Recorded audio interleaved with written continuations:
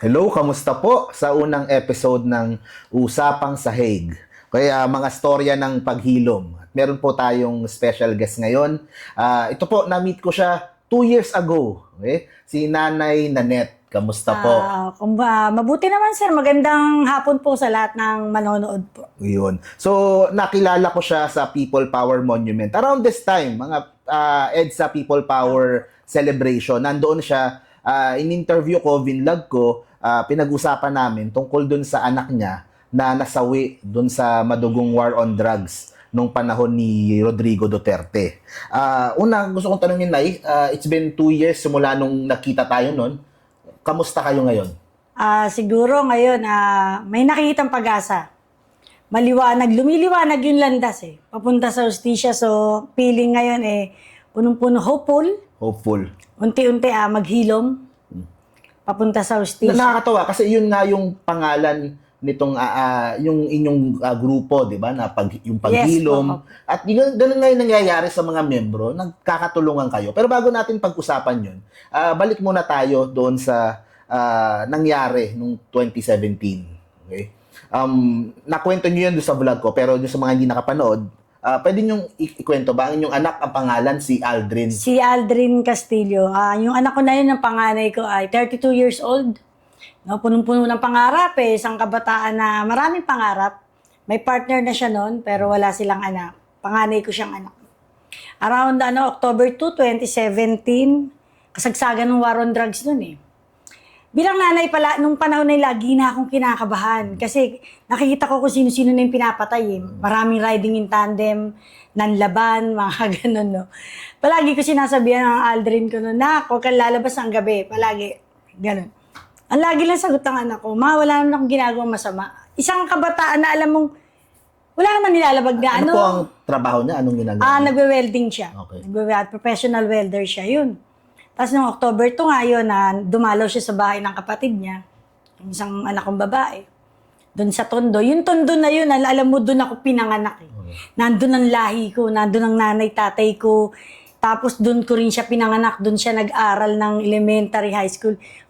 Tiwala ako doon sa lugar na hindi mapapaano ang anak ko at wala namang ginagawang masama ang anak ko. So, nung gabi na yon, October 2, around 10:30 to 11 ng gabi, marami pang tao doon. Sa Tondo naman, hindi nawawala ng tao. May dumating na mga nakamotor. October 2 to 10, kaya iyaano ko lang na, barangay election na na-postpone. So, yung lugar namin ay punong-puno ng checkpoint. Sa kanto nung namin, sa may Pritil ay merong, community precinct. 2 yun. Tapos may dumating na motor. Tinanong daw yung pangalan ng anak ko. Tayo siya doon sa labas Pinaluhod si Aldrin ko, nakaganon yung 2 kamay niya sa batok, pinaluhod. Hindi ko alam kung nakasagot pa yung anak ko ng pangalan niya. Binaril siya ng 5 beses. Nakita ko kasing tama niya nung bulagta siya nung dumating ako. Isa rito sa sintido, saka dito sa tenga rito, caliber 45 ayon sa autopsy. Tapos isa dito, saka 2 sa likod, caliber 40. 5 yung tama niya. Yun, naabot ko yung anak ko na nakadilat. Nakanganga si Aldrin, nakaganon. Sa checkpoint po ito nangyari? Hindi, malapit kami dun May Malapit mga checkpoint dun sa Pritil Mga Market checkpoint, Oo. Kasi nga barangay Malapit po sa election bahay yun. nyo? Oo, few step lang sa bahay. Few steps lang doon sa bahay, nung sa kapatid niya. Oo, nasa baba lang Tapos siya. pinigil siya ng mga Nakamotor. na armadong mga lalaki. Tapos may mga nagsabi nga doon na, yun, yung nakita nila na yun, bali 5 yung putok, yung pang-anim parang na-warning siya para maraming nakasilip No, marami rin nagkukwento sa akin. Tapos sad to say, yung kanya CCTV sa barangay, nung kinukuha nasira. Nasira daw. Bigla sinira ang nakalagay dun sa balita Kinuha ng isang channel, ang nakala-headline dun, sinira. Sabi naman nung isa doon, natakpan ng dahon. So nakuha ko kasi yung kopya, pero nakatakip yung sa anak. Patay siya So, ito para klaro lang din sa mga nanonood kasi sigurado, ngayon pa lang mayroon ng mga bashers, ng mga yung anak nyo ay hindi addict. Gumamit ang anak ko. Okay. Hindi ko siya kinakaila. Occasional user yung anak ko. Aaya ng kaibigan. Pero hindi siya yung sabi mong nandun yung buhay sa droga. Hindi siya nagtulak. bumibili siya, gumagamit, yung papasok sa trabaho, minsan pag nagiinuman. Alam ko yun. At yung pagkakamali niya na yun, hindi sapat na dahilan para patayin na Tama. lang at isama dito sa war on drugs na to. Sabi ko nga nung kung may problema ang anak ko sa ganun, hinunila lang sana. Sana pinarehab namin. Yun. At bilang magulang, responsibilidad ko kung ano yung gagawin ko sa anak ko. Pero hindi para patayin. Yun ang nakakalungkot dun sa lahat ng mga narinig kong kwento. Hindi lang yung sa the fact na namatay yung kanilang mahal sa buhay, kung paano pinatay na parang hayop na Oo. parang Napakasakit nun. Biruin mo yung nag-uumpisa to. Alam mo, munti ko na iboto si Duterte. Nung nag-e-election, ito yan.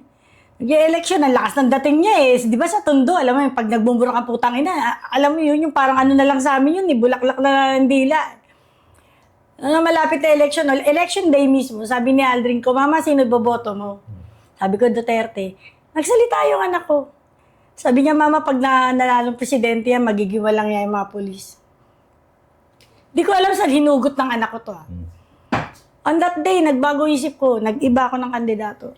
At nagpapasalamat ako, hindi ko siya binoto. Dahil kung binoto ko siya, baka laking sisi nyo, no? ako yung gumawa ng death certificate ng anak ko. Salamat, hindi ko siya binoto talaga. So balik tayo doon na nung anong oras ba nangyari yun? Mga 11 ng gabi, 11 ng gabi. 10:30, oo. Tapos nakita ba ng kapatid niya kaagad? Sino una nakakita doon sa katawan? Yung mga kaibigan niya, yung mga kasama niya doon eh. Actually, umiinom yata sila nung gabi na yun, umiinom sila, may mga konting alak. Pero hindi lasing na, alam mo yun. Sabi nga, nung pumutok, pababa na yung anak ko, kasi galing ako sa labas eh. Pababa na yung anak ko, pinigil na siya. Sabi ng kaibigan niya, si Aldrin. Yung, alam mo, iniiwasan din. Pero yung nakita ko yung anak ko noon, nakadilat yung anak ko eh. May tumawag kaagad sa inyo nung nangyari yun. Tapos dumiretso kayo ng takbo kaagad. Oo, inabot ko pa siya sa karsada, nakabulagta siya eh. Alam niyo yun, tas yung hawak niya nga tinitig. Nung pagdating ko, hindi ako pinalalapit, pero ininsist ko eh, kasi baka buhay pa yung anak ko eh. Yung pinulsuhan ko, ginanong ko yung tenga ko sa dibdib niya. Alam mo, pinaniniwala ko yung sarili ko na pwede pa itakbo sa ospital. Pero, on the spot, nakita ko yung mga butas niya, yung dito niya. Hindi ko naisip na magiging ganun yung kamatayan niya.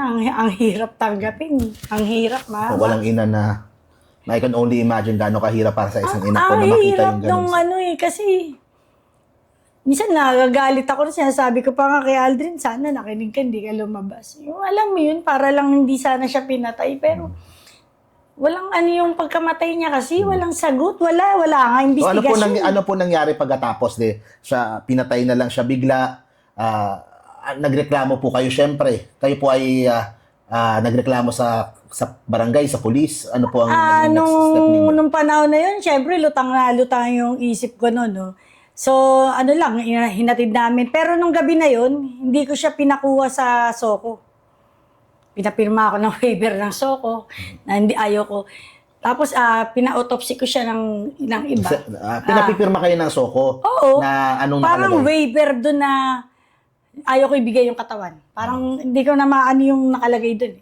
At hindi ako pumirma. Pinapirma ko yung anak ko. Sabi ko, basahin mo kasi. Siyempre, hindi ko siya maintindihan nung gabi. Parang ganun yung nakasulat. Tapos pina-autopsy nyo ng sarili yung... Oo. Kasi sabi kasi siya, pagkakatanda ko, sinabi sa akin ng Soko noon, kung hindi daw nga para maano yung katawan, wala daw kaso. Kung di maano? Kung ma-autopsy, Oh. wala, para daw magkakaso. Bakit po? Bakit? Hindi ko alam ba't sinabi nila. Tanda ko yung pangalan nila, hindi ko nababanggitin kung Sige po. sino-sino. Ano po lumabas na resulta ng autopsy? Yun nga, yung tama niya dito. Caliber 45, yung tatlo caliber 40. Tinamaan lahat ang parte ng bituka, atay. Tapos, sinubukan nyo ireklamo na sa kapulisan? Nung may nagpunta sa aming polis, nung nakaburol si Aldrin, alam ko rin yung pangalan nila. For your na lang, di ko babanggitin. PO1 sila nung panahon na yun. Sa Station 1 ng Tondo.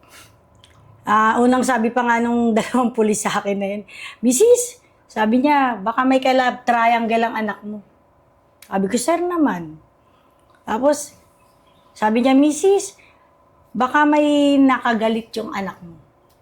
Hindi ako makaano, usap. Sila nagsabi, Mrs. baka yung anak mo na ituro. Sa kanila nang galing yun, sir.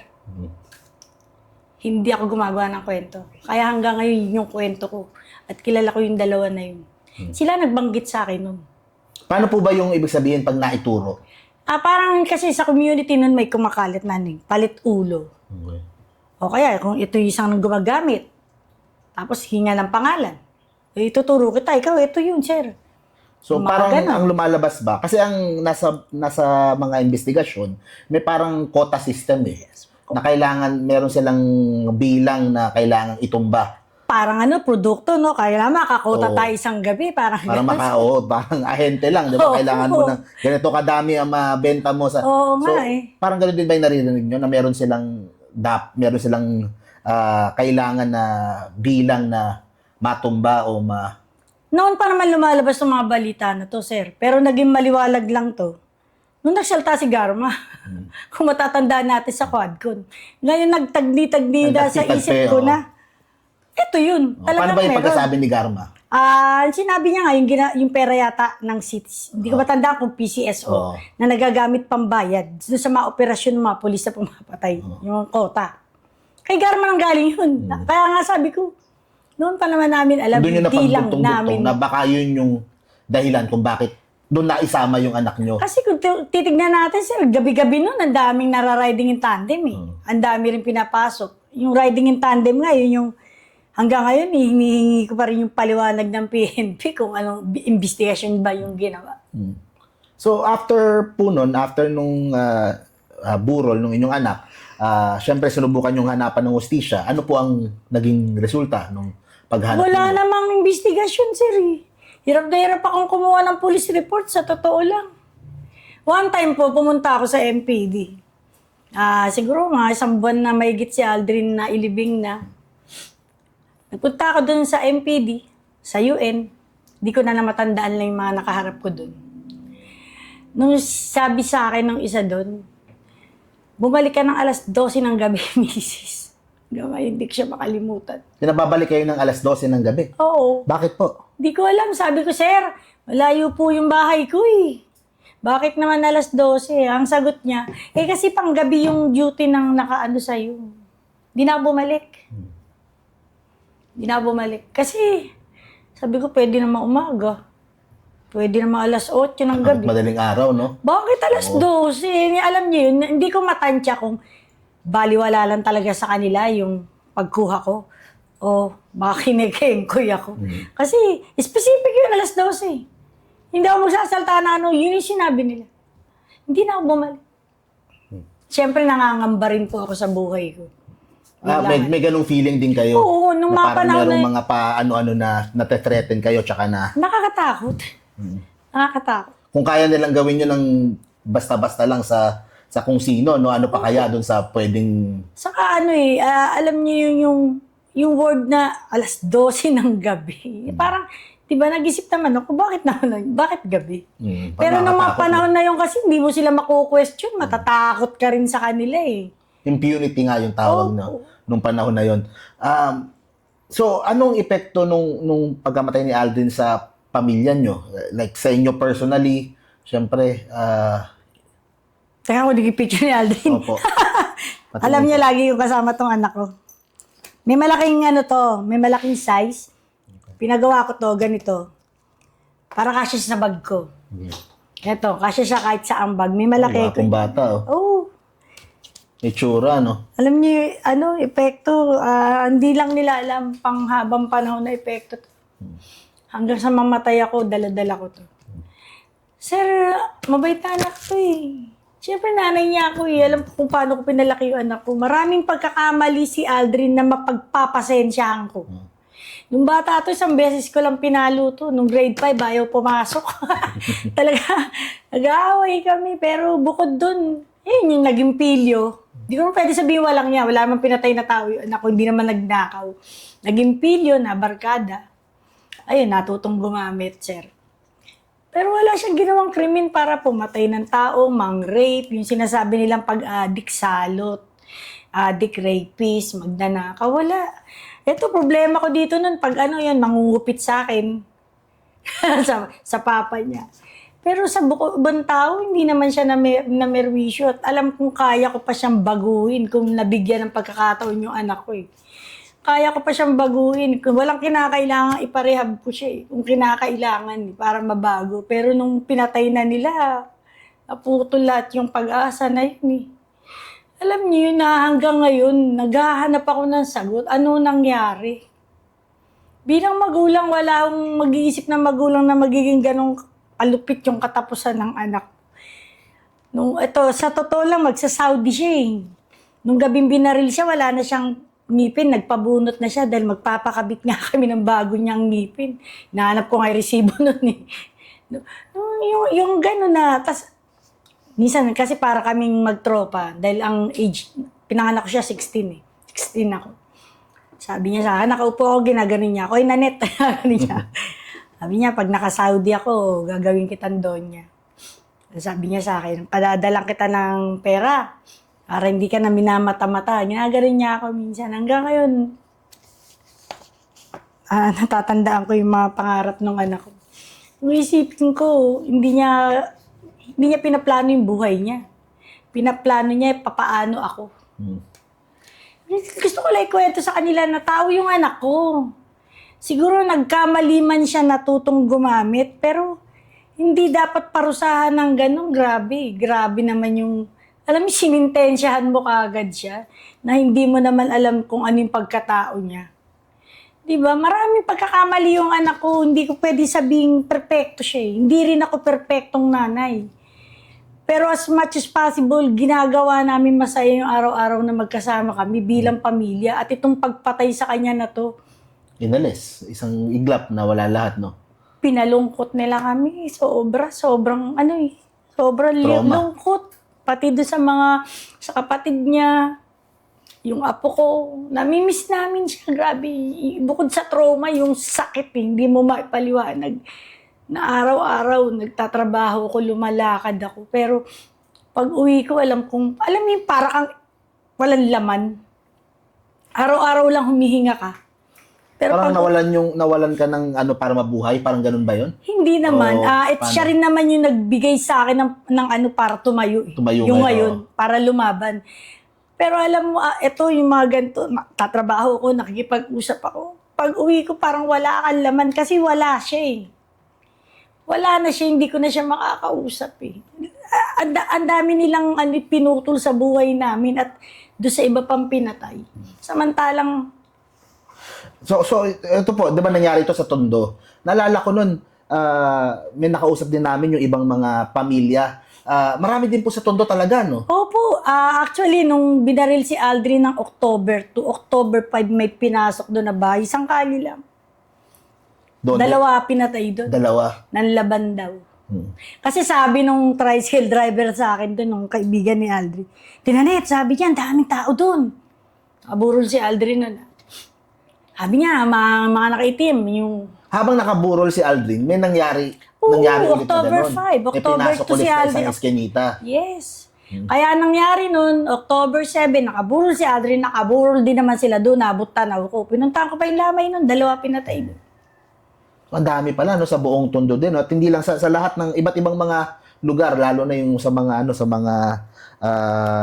lalo yung mga ibang mga depressed areas or mga bahay at mga kung saan maraming mga kababayan nating nakatira. Okay. Paano po kayo napasama dito sa sa paghilom kay Father Flavie? Si Father Flavie noon pa naman nakikita ko. Diba no?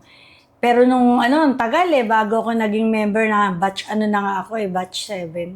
Batch 7 na kayo. Anong taon kayo? 2018. 2018, pero batch 7 na pala nun. Oo, marami na siya naging member nun. Kailan ba nagsimula si Father Flavie? Mula 2016 pa lang? No? Oo, 2016 pa lang siguro nung kaputukan nung tumututol na siya na ito sa killings na to, nakikita niya na. Kasi hindi pa ako ganun noon na lumalabas ako noon. Ako mag-isa, wala pa akong grupo. Tapos nung nakilala ko nga si Father, sabi niya, ba't hindi ka mag-join sa paghilom? Kasi gustong-gustong una ni Father no, nakita niya kasi kung yung nanay na galit na galit. Noong mga panahon na yun talagang, Puno kayo ng galit. oo, Yun yung una yung galit ano. na galit ako. Ang aim din ni Father habang lumalaban, yung psychosocial nga, siyempre may trauma. Yun yung mga unang inasikaso ni Father sa akin. Paano po nakatulong yung interaction nyo kay Father tsaka doon sa pagkakilala nyo doon sa ibang mga pamilya na nawalan din ng mahal sa buhay? Malaking tulong. Yung alam mong naramdaman ko, hindi lang pala ako. Tapos may iba pang kwento na dalawang pinatay sa kaanak niya. Yung ano, alam mo yung makakausap mo, iisa yung ano niya. Pareho kayo ng pinanggagalingan. Parang no? ano nga, magkarugtong kayo at si Father naging malaking instrumento para tignan namin tong patay na to sa malaking pagtanaw. As a whole, sa As buong a whole, bansa. No? tapos natututo ka na, unti-unti, pinaghihilom ka niya eh. Hindi pwedeng puro galit na net, sabi ni Father sa akin. Yun ang lesson sa inyo. Hindi pwedeng... Si Father mismo nagsabi sa akin, hindi ka pwede laging magalit. Kasi nga, nakikita niya yung epekto sa akin, nagde-deteriorate ako eh. Sinisira ko rin yung sarili ko doon sa galit ko. Talaga halos-halos, nagmumura ako, nangaaway ako. Ganun yung ano ko. Kumbaga, naghanap kayo ng outlet kung paano nyo ilalabas yung lahat ng... Pag nakakita ko naka-uniform na pulis, putang, ganun. Alam niyo yun, yung hinihipo ako ni Father na tignan natin yung pagkamatay ni Aldrin kung ano yung gusto niya. Ilaban mo yung justisya, pero dito sa paraan na to, na hindi ka magiging katulad ng mga pumatay sa kanya. Na ganun yung ugali mo. Yun yung mga natatandaan ko, sinabi ni Father nun. At through the years, pinipilit ko. At eto ko ngayon na nakita ko namang tama. Hindi ako dapat maging katulad ng mga mamamatay tao na to. Na walang puso. Nung isang araw, bumisita kay Father Flavi si Congressman Chel Jokno ng Akbayan. At isa sa mga sinusulong niya, inom ka muna. Isa sa mga sinusulong niya ay yung Truth Commission para sa kung ano nangyari nung drug war nung panahon ni Duterte. Ano po ang masasabi niyo dito sa sinusulong na ito ni Congressman Chel tsaka nung mga kasama niya? Maganda yun, sir. Truth Commission, nandun na yung word, truth. Maganda. So, gusto kong sumuporta dyan. Tingin ko, kung magiging totoo din yung mga akusado, lalabas yung totoo. Yun lang naman ang kailangan ngayon. Lumabas yung totoo para makamit namin yung justisya. So, gusto nyo malaman, kumbaga, yung sinabi nyo nga, yung lumabas doon kay Garma, kumbaga yung buong katotohanan pa, kung paano nangyari yun, Gusto ko maintindihan paano naisip ni Ginoong Duterte itong war on drugs. Yung tokhang, paano niya pinlano, paano nila inimplement, na hindi naman ito naging batas eh.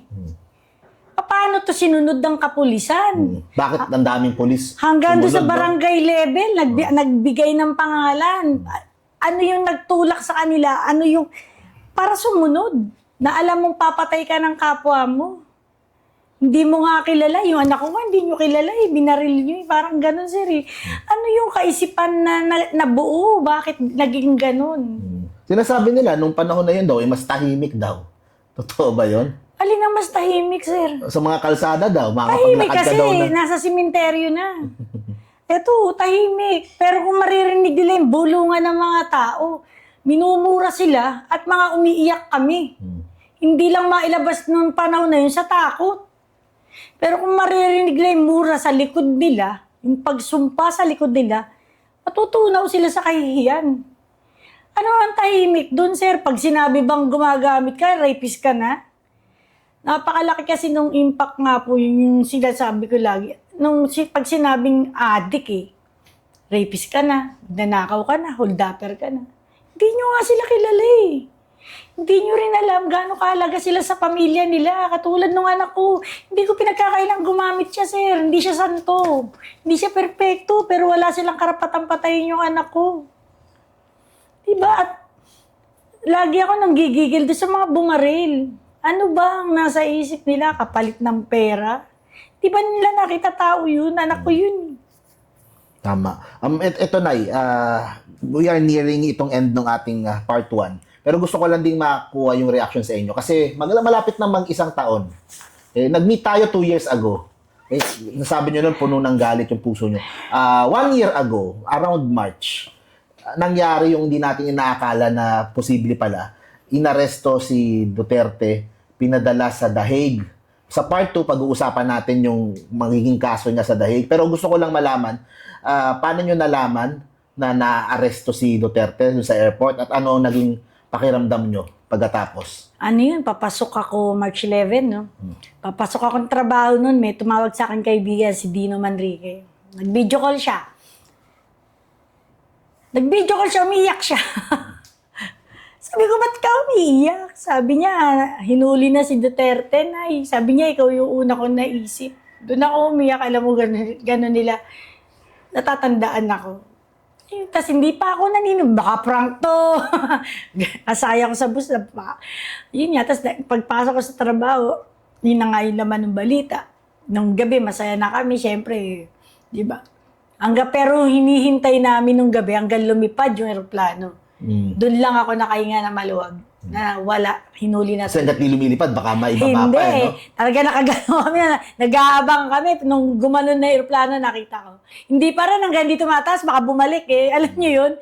Nung gumanon na, nakahinga ako na maluwag. Sabi ko sa sarili ko, ayan na anak. Palagi ko kinakausap si Aldrin. Ayan na anak, mag-uumpisa na.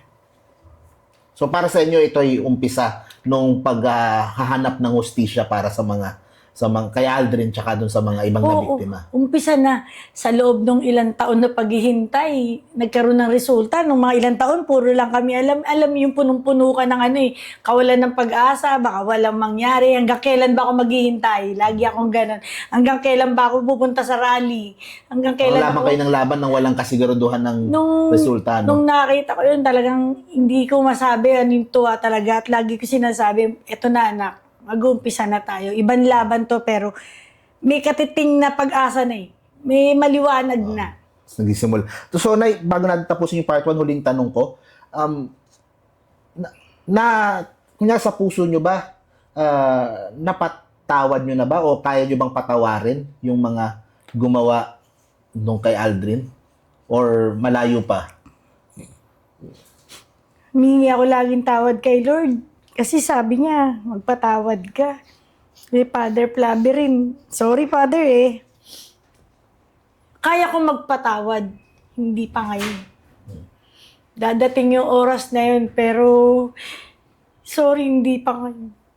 Kasi nakikita ko wala namang paghingi ng tawad eh. Wala pa rin namang pagsisisi yung mga Duterte. Kahit yung mga kasabwat doon sa pagpatay. Yung statement nila, titigas pa rin, inaalipusta pa rin kami. Yung mga basher, inaalipusta yung anak ko, yung pagiging nanay ko din. Saka ako pa itong mabibigay, siguro dadating pag binigay ni Lord. Pero naghihilom na ako, pero yung buong-buong... Hindi nyo pa maano po, syempre po. Hindi ko sinasabing hindi. Kasi wala pa kayo doon. Hindi pa ngayon. Thank you very much, Nay. So, ayan po yung part 1 ng ating usapang sahig. At see you po sa part 2. Pag-uusapan naman natin yung kaso nitong si Duterte sa ICC tsaka yung mga ibang issue pa.